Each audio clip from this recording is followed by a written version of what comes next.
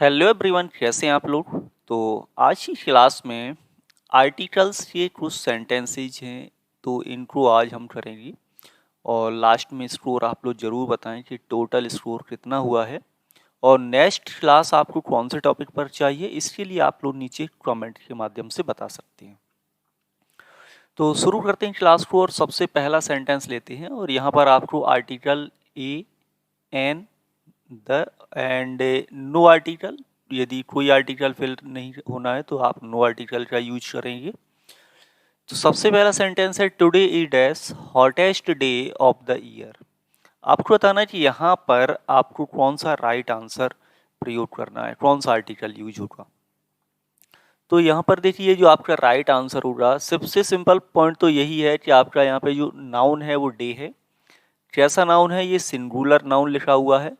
और singular noun से पहले आपका यहाँ पर सुपरलेटिव डिग्री लिखा हुआ है। और बिफोर सुपरलेटिव से आप क्या प्रयोग करते हैं, आर्टिकल। तो आर्टिकल यूज किया जाता है डेफिनेट आर्टिकल द। तो राइट आंसर होगा today is the hottest day of the year, यानी आज साल का सबसे गर्म दिन है। नेक्स्ट है sentence two, she hates dash rich. अब यहाँ पर बताना है कि वह हेट करती है, झगड़ा करती है किससे, रिच। वैसे तो रिच हम देखें तो रिच आपका एडजेक्टिव है, जैसे रिच है, पुअर, यंग, ओल्ड, ये सब क्या है, आपके एडजेक्टिव हैं। सामान्यतः एडजेक्टिव से पहले आर्टिकल का प्रयोग नहीं किया जाता है, लेकिन ऐसे एडजेक्टिव्स जो पूरी कम्युनिटी को रिप्रेजेंट कर सकते हैं, तो आप इनसे पहले डेफिनेट आर्टिकल द का प्रयोग करें। तो यहाँ पर आपका जो द रिच का मीनर होगा, ये हो जाएगा rich people. The rich means होगा रिच पीपल, जो कि एक प्लूरल नाउन की तरह प्रयोग होता है।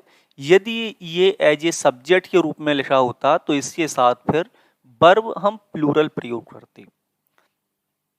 नेक्स्ट तीसरा सेंटेंस देखेंगे, dash marriage will take place at temple. आपको बताना है कौन सा आर्टिकल यहाँ पर लगाएं। मैंने मैरिज कहाँ पर होगी, टेम्पल पर। अब यहाँ पर जनरल बात तो नहीं हो रही, हम किसी पर्टिकुलर मैरिज की बात कर रहे हैं। और जब हम किसी पर्टिकुलर मैरिज की बात कर रहे हैं तो फिर हम डेफिनेट आर्टिकल ही यूज करेंगे।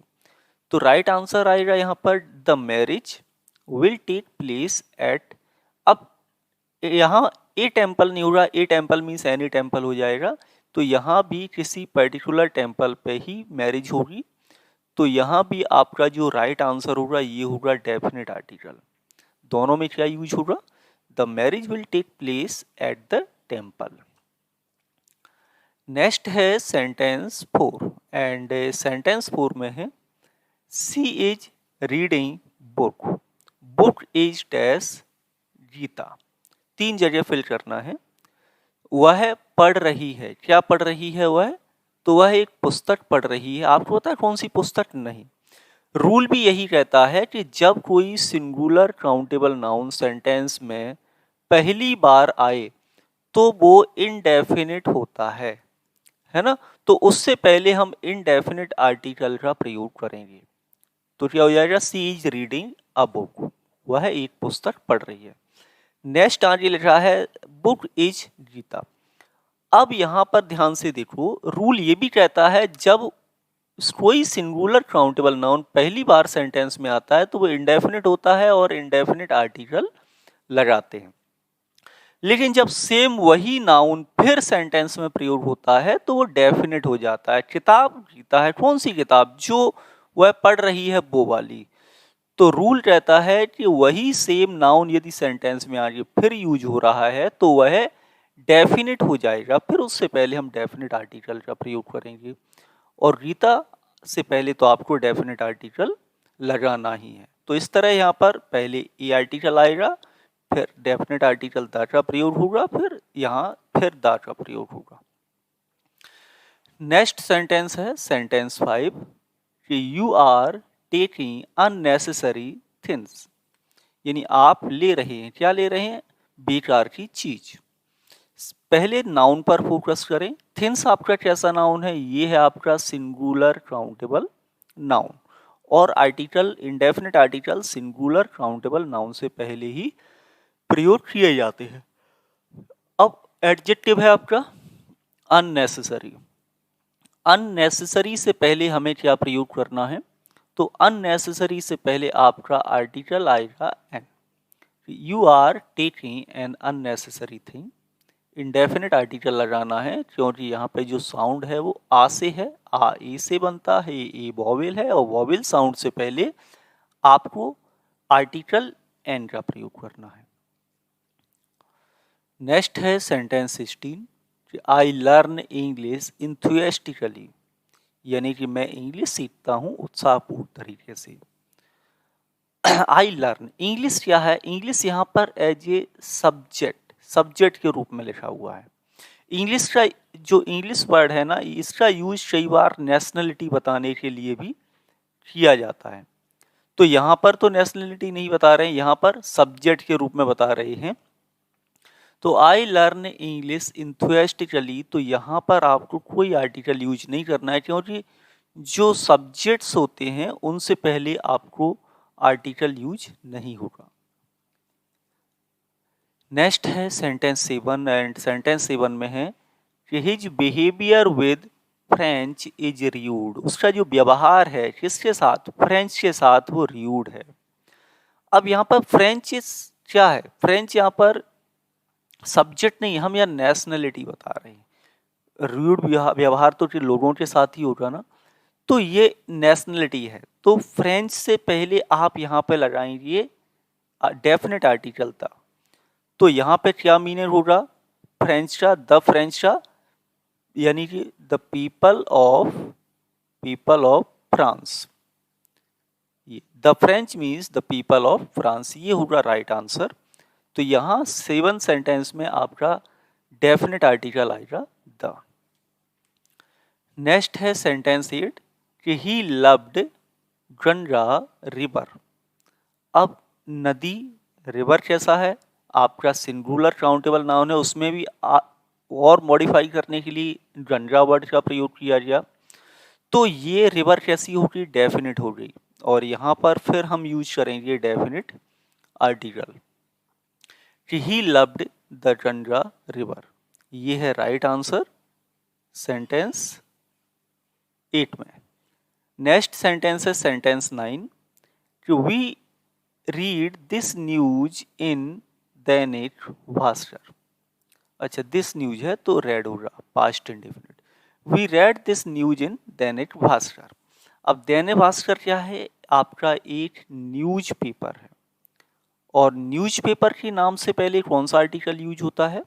तो न्यूज पेपर के नाम से पहले आपको डेफिनेट आर्टिकल का प्रयोग यहाँ पर करना है। We read this news in the Dainik Bhaskar. Next देखिए, नेक्स्ट सेंटेंस 9 और सेंटेंस 9 तो हो गया। सेंटेंस 10, सेंटेंस 10 में है सी क्लीन्स दैट चर्च। अब यहाँ पर क्या यूज होगा सेंटेंस 10 में? देखिए, यहाँ पर चर्च आपका ये क्या है? पब्लिक बिल्डिंग है। अब पब्लिक बिल्डिंग का यूज सेंटेंस में 2 तरह से होता है। एक तो ये कि जब आप वहाँ पर जा रहे हैं उसी उद्देश्य से जिस पर्पज के लिए वो बिल्डिंग बनाई गई है। चर्च का मेन पर्पज क्या होता है? वर्शिप, ठीक है। दूसरा हो सकता है कि किसी अन्य काम से आप वहाँ जा रहे हो। यहाँ लिखा है सी क्लीन्स। अब उसका पर्पज यहाँ पर वर्शिप करना नहीं है। वर्शिप करना नहीं है तो डेफिनेट आर्टिकल आएगा। तो यहाँ पे होगा सी क्लीन्स द चर्च। लेकिन यहाँ देखो, लेकिन ये जो लिखा हुआ है they go to church every Sunday, वे हर संडे को चर्च जाते हैं। अब इसका मतलब क्या हुआ? इसका मतलब हुआ कि वे वर्शिप, एज ए वर्शिपर के रूप में जा रहे हैं। तो फिर यहाँ पर कोई आर्टिकल यूज नहीं किया जाएगा। They go to church every Sunday, ये राइट होगा, बस यही सिंपल। और ये सेम कंडीशन आपकी हॉस्पिटल, प्रिजन, चर्च, टेम्पल, इन पर भी फॉलो होगी।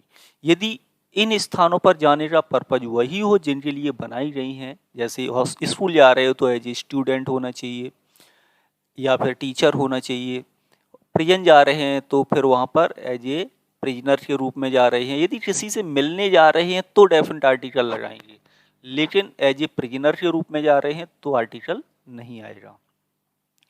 नेक्स्ट है sentence 12, my son goes to school by बस।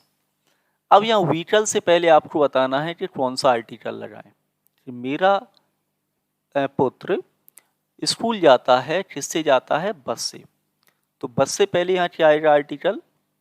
तो देखिए, तो जब भी व्हीकल से पहले आपका बाई प्रपोजिशन लगा हो, यानी किसी व्हीकल से पहले बाई लगा हो, तो कोई भी डिटरमिनर यूज नहीं होता है, यानी कि यहाँ पर नो आर्टिकल रहेगा। लेकिन सेंटेंस यदि ऐसे मिले, ही गोज देयर इन बस, यानी वह बस में स्कूल जाता है, तो यदि बस से पहले बाई प्रपोजिशन के अलावा कोई और प्रपोजिशन लगा हो किसी भी व्हीकल से पहले, तो यहाँ पर डिटरमिनर आपको फिल करना ही करना है फिर। तो यहाँ पर होगा इन ए बस, ही गोज देयर इन ए बस, यानी वह वहाँ बस में जाता है। नेक्स्ट सेंटेंस सेंटेंस 14 है, और सेंटेंस 14 में है, more you talk more you prove yourself a fool. जितना आप बात करते हो उतना ही ज़्यादा आप अपने आप को मूर्ख साबित करते हो। तो ये इस तरह से फ्रेजेस हैं जहाँ पर आप कंपैरेटिव डिग्री, किसके पहले? कंपैरेटिव डिग्री से पहले आर्टिकल द का प्रयोग करेंगे। यहाँ पर आपका डेफिनेट आर्टिकल आएगा, the more you talk the more you prove yourself a fool. ये होगा राइट आंसर इस सेंटेंस में। नेक्स्ट सेंटेंस है सेंटेंस नंबर 15, कि gold is precious metal. Gold एक प्रीसियस मेटल है। मेटल यहाँ पर कैसा नाउन है? तो मेटल है यहाँ पर आपका सिंगुलर काउंटेबल नाउन, ठीक है। उसके पहले एडजेक्टिव लगा हुआ है प्रीसियस। तो अब हमें क्या करना है? प्रीसियस से पहले आर्टिकल का प्रयोग करना है। तो यहाँ पे जो राइट आंसर होगा ये होगा article a, gold is a precious metal. Next है सेंटेंस 16। सेंटेंस 16 में he is MA in English. MA से पहले लगाना है। तो MA क्या हो गया? आपका अब्रिविएशन फॉर्म हो गया, शॉर्ट फॉर्म हो गया। तो इसका जो साउंड आएगा वो देखो क्या आएगा? एम में पहले क्या आता है? ए किससे बनता है? ई से। ई क्या है? आपका वॉवेल साउंड है, और वॉवेल साउंड से पहले क्या आता है? Article an. तो he is an MA in English, ये होगा करेक्ट। नेक्स्ट देखेंगे sentence 17, what dash nuisance these speakers are. यहाँ पर आर्टिकल EN बताना है, क्या यूज करें? तो देखिए, एक्सक्लेमेटरी सेंटेंस है, व्हाट के बाद आपका ये जो नाउन लिखा हुआ है इसके पहले इनडेफिनिट आर्टिकल लगाना। डेफिनिट तो आता ही नहीं है, ये ध्यान रखो। एक्सक्लेमेटरी सेंटेंस व्हाट से स्टार्ट हो रहा है और फिर नाउन लिखा हुआ है, तो बीच में डेफिनेट आर्टिकल तो आना ही नहीं है, या तो ए आएगा या एन आएगा, ठीक है। तो यहाँ पर आपका what a nuisance these speakers are right है। नेक्स्ट है सेंटेंस 18 की ही इज MLA, अभी आया था, शॉर्ट फॉर्म मैंने ऊपर बताया था। तो MLA बोलने में पहले साउंड किसका आता है? एम। ए किससे बनता है? ई से। ई क्या है? आपका वॉवेल है, और वॉवेल साउंड से पहले आता है आपका आर्टिकल एन। कि ही इज एन MLA, वह है इज MLA है। Next sentence 19, Narmada is lifeline of Madhya Pradesh. Narmada Madhya Pradesh की लाइफ लाइन है। नर्मदा क्या है? ये नेम ऑफ रिवर है, डेफिनेट नाम है, तो फिर बिफोर नेम्स ऑफ रिवर हम क्या यूज करते हैं? तो आप यूज करते हैं डेफिनेट आर्टिकल द। तो यहाँ हो जाएगा the Narmada is lifeline of Madhya Pradesh. And next है sentence 20, he came to India in 1986। वह इंडिया कब आया है? 1986 में। इंडिया क्या है? कंट्री नाम है, और नेम्स ऑफ कंट्री आप क्या यूज करते हो? No article. लेकिन यदि किसी देश के नाम से पहले आपका यूनाइटेड जुड़ा हो, किंगडम जुड़ा हो, और यूनाइटेड जुड़ा हो, रिपब्लिक जुड़ा हो, तो फिर आप वहाँ पर डेफिनेट आर्टिकल का प्रयोग कर सकते हो। तो आज की क्लास में इतना ही। आई होप क्लास आपको अच्छी लगी होगी। कमेंट के माध्यम से स्कोर बता सकते हो। प्ले स्टोर से ऐप डाउनलोड नहीं किया हो तो आप लोग ऐप जरूर डाउनलोड कर लें। मिलेंगे आपसे अगली क्लास में। Thank you for watching.